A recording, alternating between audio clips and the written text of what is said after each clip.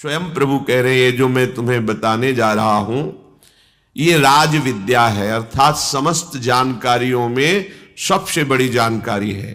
अगर ये जान गए तो कुछ जानना बाकी नहीं रहेगा। क्या?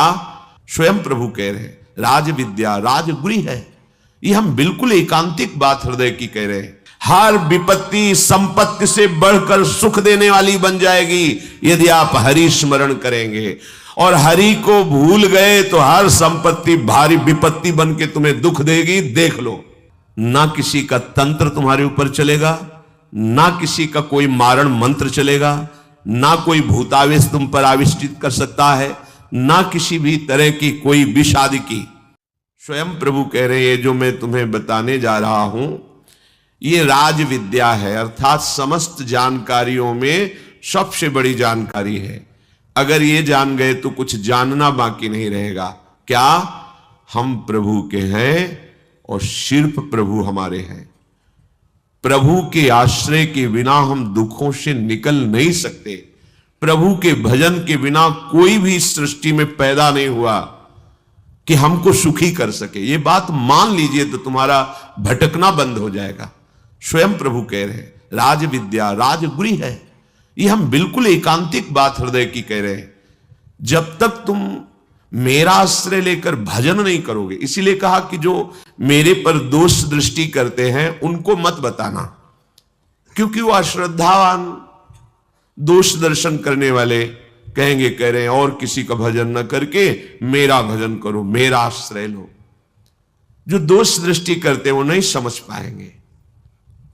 प्रभु कह रहे हैं जिनकी निर्दोष दृष्टि है वो मेरी ये बात समझ ले। मैं सबसे बड़ी बात कह रहा हूं। भगवान कह रहे हैं मेरा आश्रय लेकर के ही तुम इस जन्म मृत्यु चक्र से मुक्त हो सकते हो।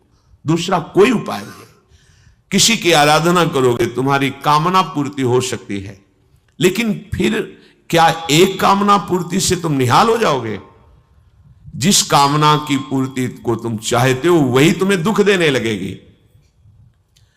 एक बार भगवान शंकर प्रभु के ध्यान में, श्रीहरि के ध्यान में उन्मत्त तांडव कर रहे थे। बाणासुर के मन में था कि मैं ऐसा बलि बनूं कि कोई मुझे सहज में परास्त न कर पावे, और भगवान शिव की सेवा में था। तो तालियां बजा करके वो भगवान शिव के तांडव में सहयोग करने लगा। भगवान शिव प्रसन्न हुए और अंतर की उसकी बात जानकर कहा, जाओ तुम्हारे 1000 भुजाएं हो जाए, शास्त्र बाहु हो जाओ, अपार बल तुम में जागृत हो जाए। ऐसा हो गया तो अब सुखी हो जाना चाहिए था ना, कामना थी ऐसी। अब तो जब अपार बल, भुजाओं में पीड़ा शुरू हुई, कोई योद्धा मिले, कामना से कामना की उत्पत्ति होती है। अब उस पीड़ा को मिटाने के लिए जिस पर्वत पर प्रहार करता चकनाचूर हो जाता। किसी को भी ललकारने में हिचकते नहीं, पर कोई सामने नहीं आता। भगवान शिव का वरदानी, वर प्राप्त किए हुए तो वैसे ही सब सर झुका देते थे कि जिस पर त्रिलोचन महादेव जी की कृपा दृष्टि उसे कौन परास्त कर सकता है।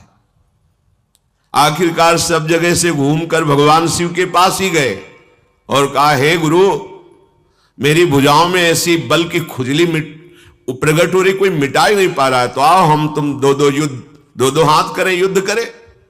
भगवान शिव हंस दिए, हम ही से बल प्राप्त करके हम ही को तुम ललकार रहे हो, तुम्हारी भुजाओं की खुजली मिटाने वाला आ रहा है, चिंता मत करो, न भुजाएं रहेंगी न खुजली रहेगी।